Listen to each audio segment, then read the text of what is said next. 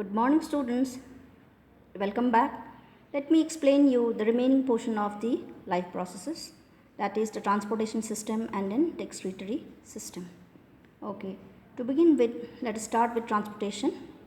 Transportation means movement of materials. And in this video, I am going to explain you both the transportation system in human beings and also in the plants. Let us first concentrate on transportation in human beings.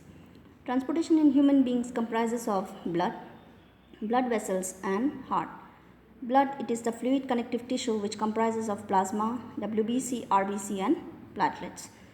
Blood plasma helps in transporting food, carbon dioxide, waste materials and water.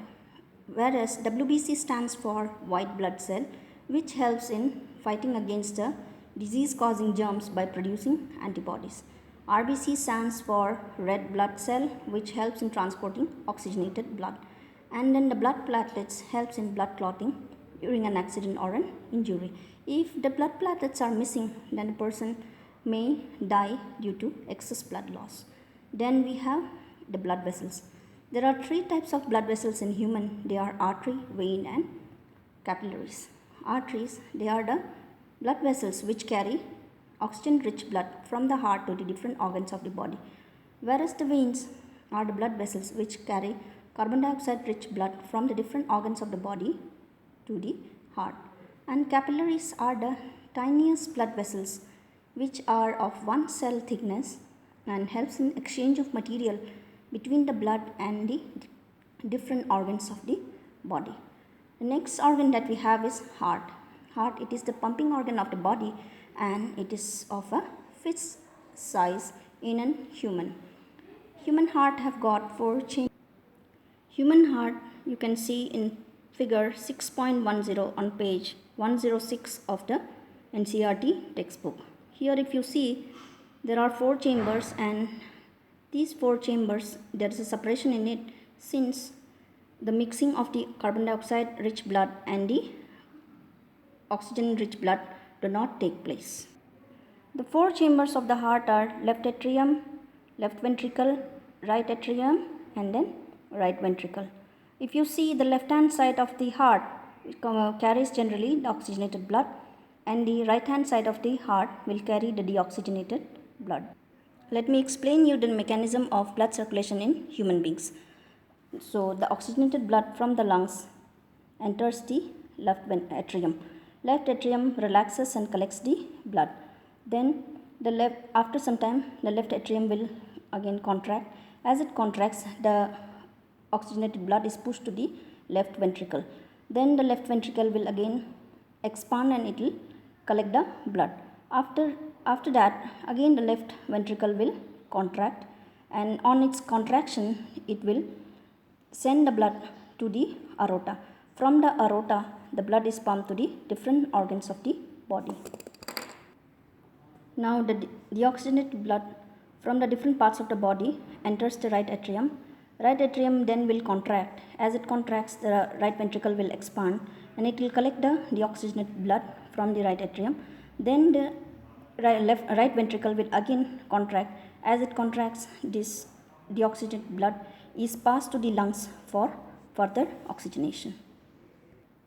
Blood circulation in human beings is considered as a double circulation since the blood flows through the heart using separate path twice to complete one cycle. And below is the figure which shows the flow diagram of the double circulation.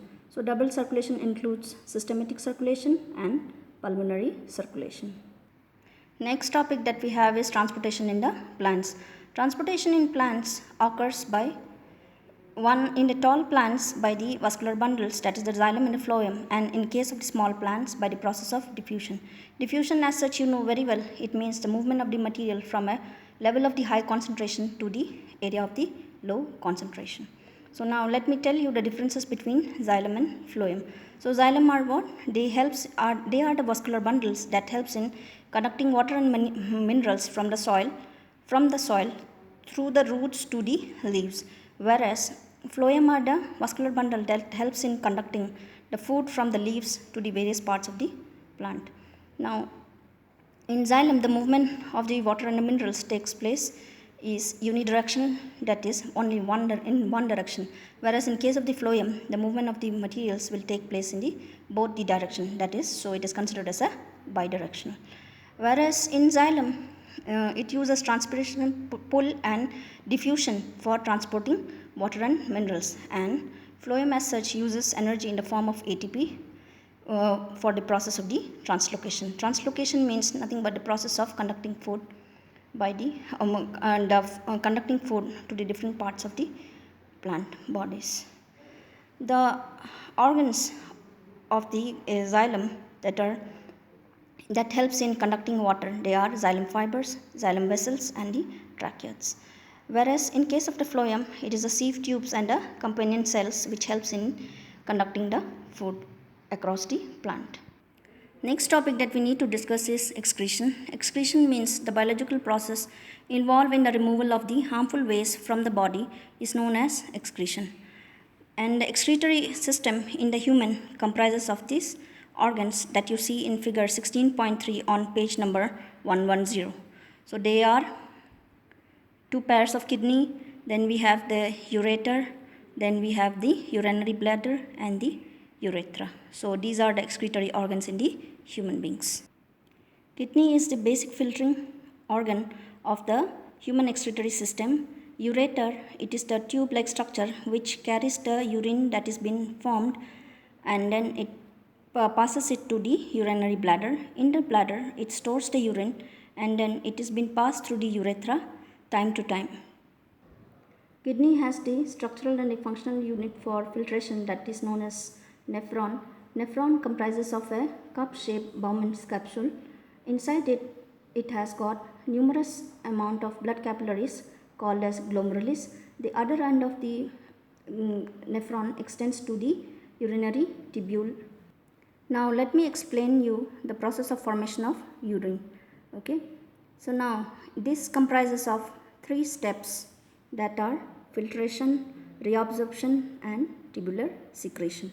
So the filtration, it happens when the renal artery brings the blood for filtration of the waste, that is the nitrogenous waste, to the kidney.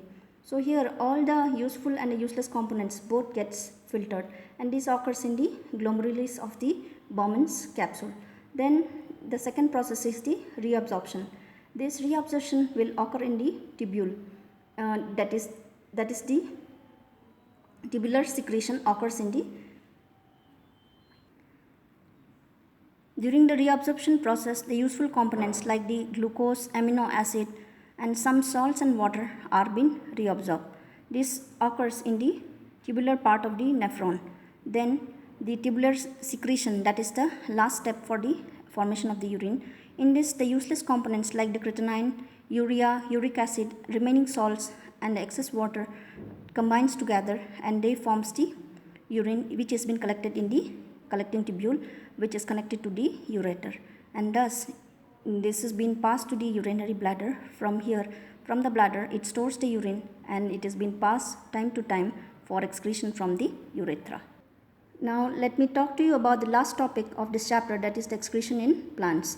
Excretion in the plants involves like the four different components. Okay, the first one, oxygen which is generated by the plant as a waste is being excreted during the photosynthesis process.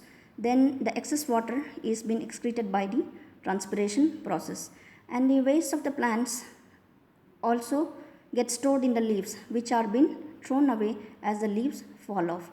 The other plant waste like the old xylem cells are stored as a gum and the resins. With this, I am done with the chapter. Thank you.